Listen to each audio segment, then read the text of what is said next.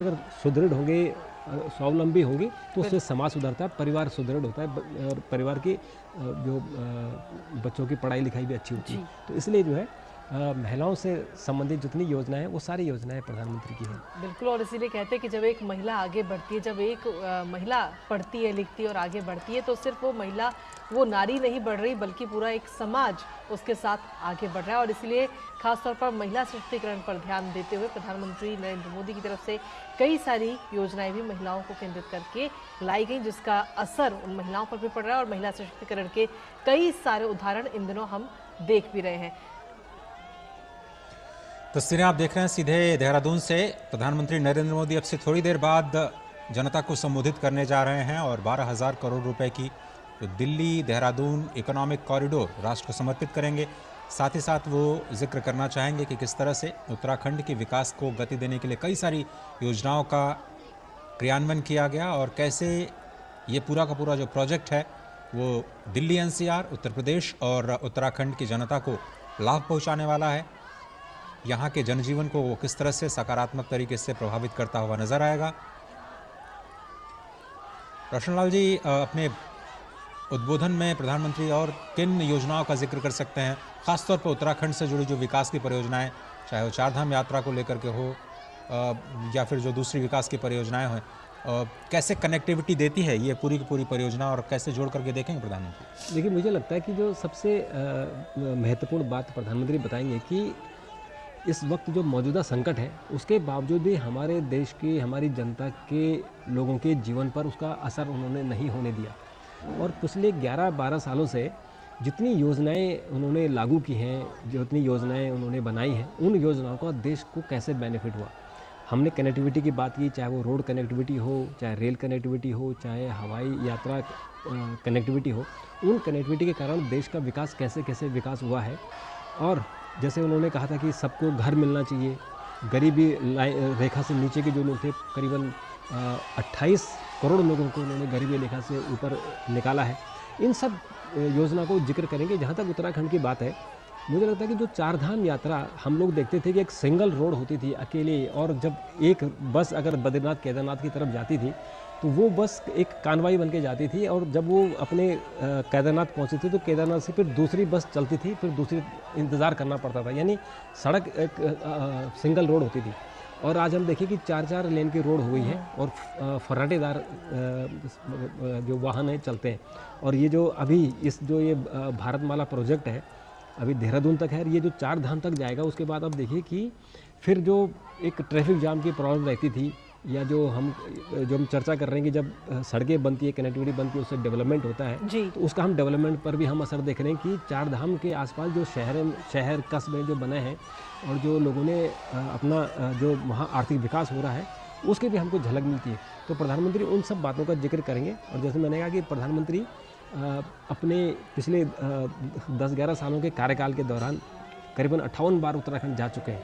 तो उत्तराखंड के प्रति जो उनका प्रेम है, और जब उत्तराखंड में बाढ़ आई तो, और केदारनाथ में जो आपदा हुई, उसके कारण उन्होंने कैसे वहाँ जाकर, उस समय जबकि वो प्रधानमंत्री नहीं थे, तब उन्होंने ऑफर किया था कि मैं केदारनाथ का पुनर्निर्माण करूँगा। जब वो प्रधानमंत्री बने तो आज देखिए केदारनाथ का पुनर्निर्माण कितना सुंदर सा हुआ है। तो एक उत्तराखंड के प्रति उनका लगाव है, उत्तराखंड की जनता का, कि जो उनके जीवन में कैसे सुधार हो, वहाँ की जो पलायन है वो कैसे रुके, पहाड़ की जवानी और पहाड़ का पानी कैसे रुके, वह पहाड़ के काम आए, उस तरफ वो मुझे लगता है कि इस पर फोकस करेंगे।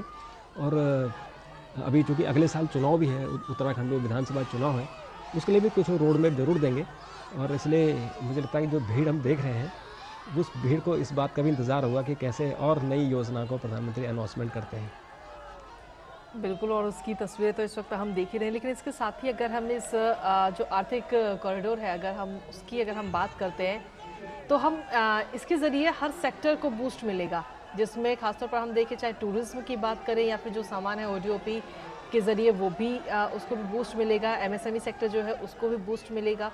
लेकिन इसके साथ ही अगर रियल एस्टेट सेक्टर की अगर हम बात करें तो उसको किस तरीके से बूस्ट मिल सकता है, खासकर जो देहरादून और उसके आसपास के जो क्षेत्र हैं रियल एस्टेट में? देखिए, आप दिल्ली से ही इसको जोड़िए। जिस वक्त दिल्ली मेरठ एक्सप्रेसवे बना था और दिल्ली देहरादून एक्सप्रेसवे, तो इस एक्सप्रेसवे के बीच में पहले कई किलोमीटर तक गैप होता था। केवल खेत ही खेत होते थे, लेकिन अब हम देखते हैं कि जगह जगह हाउसिंग सोसाइटियाँ बन गई हैं, सब सिटी बन गए हैं। और अब ये जो नया कॉरिडोर बना है, इसके आसपास से आप देखेंगे कि बागपत में हो चाहे लोनी, सबसे पहले हम लोनी की बात करेंगे। लोनी में कम से कम हाउसिंग प्रोजेक्ट लोग जाना पसंद नहीं करते थे, बिल्कुल। क्योंकि वहाँ कनेक्टिविटी की सुविधा नहीं थी। लेकिन इसके कारण अब लोनी के आसपास हाउसिंग सोसाइटियाँ बनेंगी, बागपत में बनेंगी, सहारनपुर में बनेंगी, सहारनपुर के आसपास बनेंगी। और देहरादून में अभी कुछ लिमिटेड था कि लोग घर तो बना रहे थे जो बाहर के लोग हैं, लेकिन ये जो 2-2.5 घंटे का जो रास्ता हो गया है, तो अब मुझे लगता है कि लोग ज़्यादा घर बनाएंगे वहाँ और उनको आने जाने में सुविधा हो जाएगी। जैसे कि वो फ्राइडे शाम को जब यहाँ वीकेंड होता है, तो यहाँ से अगर निकलेंगे 2 घंटे, 2.5 घंटे, 3 घंटे में देहरादून पहुँच जाएंगे। और सोमवार को सुबह अगर देहरादून से निकलें तो ऑफिस में यहाँ पहुँच जाएंगे। मुझे लगता है कि जो हाउसिंग कॉम्प्लेक्स ज़रूर बनेंगे जगह जगह सबसे, और उससे ज़्यादा मुझे ऐसा लगता है कि जो एजुकेशन हब बनेगा, कि लोग यूनिवर्सिटियाँ बनाएंगे, कॉलेज बनाएंगे, इंस्टीट्यूशंस खोलेंगे, उसका भी डेवलपमेंट होगा। और वहाँ से स्थानीय लोगों को और खासकर उत्तराखंड को निश्चित तौर पर इसका बहुत बड़ा बेनिफिट मिलने वाला है। एक और बेनिफिट जो मिलेगा, मुझे मिलेगा, ऐसा मुझे लगता है कि वहाँ फिल्म शूटिंग के लिए बहुत अच्छी जगह है। बिल्कुल। लेकिन कनेक्टिविटी के कारण लोग फिल्म की शूटिंग वहाँ कम होती थी, लोग हिमाचल में या कश्मीर की तरफ ज़्यादा जाते थे। मुझे लगता है कि अब वहाँ लोग ज़्यादा जाएंगे और बड़ी बड़ी फिल्में बनाएंगे। अभी तो हम देखते हैं कि छोटी छोटी फिल्में वहाँ बनती थी, इक्के दुक्के फिल्में, जैसे हम राम तेरी गंगा मैली हमने देखी, या अभी केदारनाथ की जो फिल्म बनी थी वो देखी। लेकिन अब मुझे लगता है कि और वहाँ फिल्मों का फिल्म इंडस्ट्री वहाँ डेवलप होगी। बिल्कुल, फिल्म इंडस्ट्री भी डेवलप होगी और इसके साथ ही जैसा कि टूरिज्म की भी हम बात कर रहे हैं, और अभी अप्रैल का महीना है, उसके बाद में मई और जून, और मई जून में सबसे ज़्यादा जो लोग हैं वो वहाँ पर पहुँचते हैं, टूरिज्म सबसे ज़्यादा बढ़ता हुआ नजर आता है। कई बार ऐसी भी स्थिति हो जाती है कि रास्ते भी बंद करने पड़ते हैं, तो कहीं ना कहीं उन तमाम चीज़ों को भी हमें ध्यान में रखना होगा। देखिए, ये जो एक्सप्रेस वे है, ये इसका असर तो सीधे सीधे मसूरी पर पड़ेगा जी, और उसके अलावा जो चार धाम है वहाँ पड़ेगा। लेकिन जो आपने समस्या की बात कही है, ये पहाड़ों में जो हमारे कस्बे हैं, जो शहर हैं, वहाँ बहुत समस्याएं खड़ी हो रही है। अगर आप नैनीताल चले जाएं तो अब आने वाले दिनों में नैनीताल का रास्ता बंद हो जाएगा, क्योंकि वहाँ इतना ट्रैफिक संभालने के लायक वहाँ सड़कें नहीं हैं, क्योंकि वो पुराना शहर है, छोटी छोटी सड़कें हैं। इसी तरह से अगर आप भीमताल की तरफ चले जाएँ, जो नीम करौली बाबा के पास आप चले जाएँ, तो आजकल आप देखते होंगे 2-2.5 घंटे वहाँ जाम लग जाता है, क्योंकि सिंगल रोड है। तो वहाँ भी मुझे लगता है कि सरकार जरूर सोच रही होगी कि कैसे वहाँ सड़कों को चौड़ा किया जाए, या नीम करौली बाबा का जो ऐसा सुनने में आ रहा है कि वो मंदिर को भी शिफ्ट करने की बात चल रही है, ताकि जो ट्रैफिक जाम से मुक्ति मिल सके। तो पहाड़ों की यह समस्या है कि जहाँ छोटे शहर हैं, कस्बे हैं, वहाँ ट्रैफिक की समस्या रहती है। और अभी गर्मियाँ शुरू हो गई है और टूरिज्म का अभी सीज़न शुरू हो गया है, तो ये समस्या तो होगी। और अभी मुझे लगता है कि मसूरी पर जो प्रेशर है वो और पड़ने वाला है, क्योंकि अभी लोग 2-3 घंटे में मसूरी पहुँच जाएंगे, और तो रहेगा। लेकिन हाँ, इससे ज़रूर है कि इकोनॉमी डेवलप होगी, ज़्यादा लोग जाएंगे, खर्चे ज़्यादा करेंगे, तो लोगों की जेब में पैसा आएगा। उत्तराखंड का जो सीज़न होता है जो टूरिज्म का, वो बेसिकली 2-3 महीने का ही होता है, तो उनको जितना पैसा कमाना होता है वो 2-3 महीने में ही कमाते हैं। तो इस सड़क बनने से मुझे लगता है कि वो सीज़न बढ़ेगा, अगर बरसात को छोड़ दें, क्योंकि बरसात ज़्यादा होती है, सड़कें टूटने का खतरा रहता है। तो बरसात को अगर 3-4-5 महीने छोड़ दें, तो उसके अलावा मुझे लगता है कि फिर टूरिज्म वहाँ रहेगा और लोगों की इनकम होती रहेगी। 6-7 महीने तक आप कह रहे हैं कि राज्य में जो पर्यटन है उसको बढ़ावा मिलने की उम्मीद है।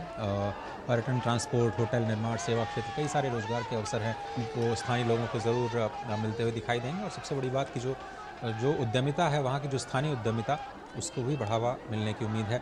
छोटे छोटे व्यवसाय देहरादून से तो जो उत्तराखंड सरकार है वो भी बहुत कोशिश कर रही है कि वहाँ पर कुछ हॉर्टिकल्चर हब बनाया जाए, फार्मास्यूटिकल्स हब बनाया जाए, स्टार्टअप्स को बढ़ावा दिया जाए। इस तरह की जो चीज़ें, जो ऐसा लगता था कि थोड़ा सा दिल्ली दूर है, तो दिल्ली की जो दूरी है, बिल्कुल वो उसका बहुत बेनिफिट मिलने वाला है। दरअसल क्या है कि जो उत्तराखंड का जो मिलेट्स है वो पूरे हिंदुस्तान में प्रसिद्ध है। खासकर अगर हम लोग दिल्ली में, तो दिल्ली में देखा कि लोग मिलेट्स, उत्तराखंड का मिलेट्स खाना पसंद करते हैं। तो वहाँ से जो आने जाने की जो दिक्कतें हैं, ये अब यहाँ पहुँचने में दिक्कतें होती हैं, वो तो आसान हो जाएगा। लेकिन जो सबसे ज़्यादा असर पड़ने वाला है वो पड़ेगा सब्जियों पर, क्योंकि वहाँ की सब्जियाँ यहाँ नहीं आ पाती हैं। दिल्ली आते आते तक सब्जियाँ ख़राब हो जाती हैं। तो इस एक्सप्रेस वे बनने से सब्जियाँ आसानी से यहाँ आ सकती हैं, और दिल्ली वालों को उत्तराखंड की ताज़ी सब्जियाँ, जो ऑर्गेनिक सब्जियाँ हैं, जिसमें कोई खाद नहीं होता है, कोई भी केमिकल नहीं डाला जाता है, तो दिल्ली वालों को इसका बेनिफिट मिलने वाला है।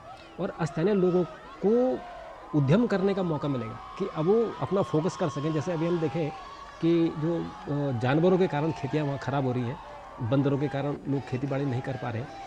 तो अगर ऐसी कनेक्टिविटी रही और लोगों को पता है कि हमारा सामान अब सीधे यहाँ से दिल्ली जाएगा या दूसरे शहरों में जाएगा, तो वो खेती तब वो ऐसी खेती करेंगे जो कैश क्रॉप जिसको हम कहते हैं, कि ऐसी सब्जियां लगाएं और उसकी देखभाल भी ठीक से करेंगे कि जानवरों को भगा सके।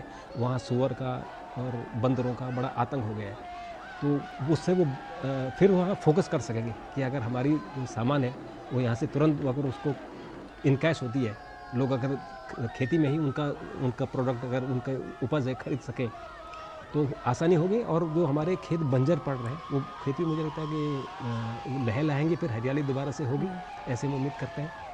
लेकिन इसके साथ ही जो लोग पलायन कर चुके हैं, खासतौर पे जो युवा वर्ग है, उसके वापसी आने की कितनी उम्मीद है आपको अभी इस समय नजर आती है फ्यूचर में? देखिए, जिस वक्त कोविड हुआ था उसमें सरकार ने कुछ लोगों को बढ़ावा दिया था और वो रिवर्स पलायन हुआ। और रिवर्स पलायन में मैंने देखा है कि लोगों ने अपने गांव में कुछ काम करना शुरू किया। जैसे उन्होंने होटल की जगह होम स्टे बनाए, लोगों ने खेती बाड़ी करनी शुरू की, लोगों ने वहाँ कुछ प्रयोग ऐसे किए जैसे सेब लगाने शुरू किए। और जहाँ जैसे लकड़ी का काम था, ऐसे कुछ जो वन उपज थे उनको हम कैसे प्रोसेस करके बेच सकते हैं, तो उससे रिवर्स पलायन हुआ है। क्योंकि दिल्ली में हमने देखा है कि शहरों में यहाँ रहना, किराया देना बड़ा मुश्किल रहता है। तो लोगों को लगा कि जितना हम यहाँ दिल्ली में किराया दे रहे हैं, जितना कमा रहे हैं उससे ज़्यादा किराया या आने जाने में पैसा खर्च हो जाता है। अगर हम उतनी मेहनत पहाड़ों में वापस अपने घरों की तरफ करें तो हमारा जीवन स्तर भी ठीक हो जाएगा, अपने घर में भी रहेंगे, घर की भी देखभाल होगी और इनकम भी हो जाएगी। तो रिवर्स पलायन अभी हुआ है। हमने देखा है कि कोविड के बाद काफ़ी रिवर्स पलायन हुआ है। जो हमने देखा 3-4 जिले तो ऐसे थे, जैसे पौड़ी था और अल्मोड़ा, पिथौरागढ़, इन जिलों से जो उनकी पॉपुलेशन है उनकी बढ़ोतरी में गिरावट आ रही थी। तो मुझे लगता है कि अब जब 2021 की ये जनगणना आएगी तो हमें थोड़ा सा उसमें फ़र्क नज़र आएगा कि लोग अब जो रिवर्स पलायन हो रहा है।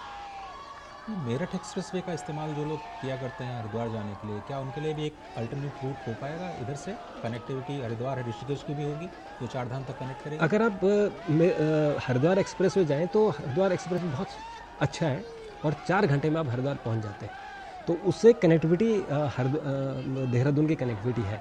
तो ये जो एक्सप्रेसवे है वो एकदम अलग से है, ये लोनी से होके और सहारनपुर से अलग है। हालांकि जो हरिद्वार एक्सप्रेसवे है वो भी सहारनपुर से ही जाता है, लेकिन दोनों में अलग अलग है और वो भी बहुत अच्छा एक्सप्रेसवे है। उससे भी आप देहरादून पहुंचेंगे तो आप 5, साढ़े 5, 6 घंटे तक आप देहरादून पहुंच सकते हैं। तो अच्छी बात है कि अल्टरनेट लोगों को रूट्स अवेलेबल हैं। हाँ, और बस थोड़ा जो हरिद्वार एक्सप्रेसवे है उसमें बीच में शहर बहुत है, तो बीच में कहीं कहीं कुछ ट्रैफिक जाम मिल जाता है या ऐसा खतरा रहता है कि लोग क्रॉस कर रहे हैं, लोकल ट्रैफिक आ जाता है। लेकिन जो देहरादून एक्सप्रेसवे आज जिसका उद्घाटन हो रहा है उस पर कहीं भी बीच में जो इंटरचेंज वे है तो या तो वो अंडरग्राउंड है या उसके फ्लाईओवर है, तो कहीं भी बीच में कोई आपको डिस्टर्बेंस नहीं होने वाली, तो दोनों में ये अंतर है। चलिए, आपके पास में मैं वापस आती हूँ। इसके साथ ही हम अपने दर्शकों को इस वक्त ये तस्वीरें दिखा रहे हैं देहरादून की, जब प्रधानमंत्री नरेंद्र मोदी वहाँ पर पहुँचे और काफ़ी संख्या में जो युवा वर्ग है वो वहाँ पर नजर आया है। इतनी गर्मी और धूप होने के बावजूद काफ़ी लंबा इंतज़ार प्रधानमंत्री नरेंद्र मोदी का सभी ने किया और उसके बाद में सिर्फ प्रधानमंत्री नरेंद्र मोदी की एक झलक पाने के लिए, क्योंकि उनके चहेते नेता और ख़ासतौर पर अगर लोकप्रियता की बात करें अजय, तो प्रधानमंत्री की लोकप्रियता भी दिन प्रतिदिन लगातार बढ़ रही है। और इस समय भी अगर हम देखें तो इंस्टाग्राम पर अब अकेले ऐसे नेता है जिनके 100K फॉलोअर्स हैं।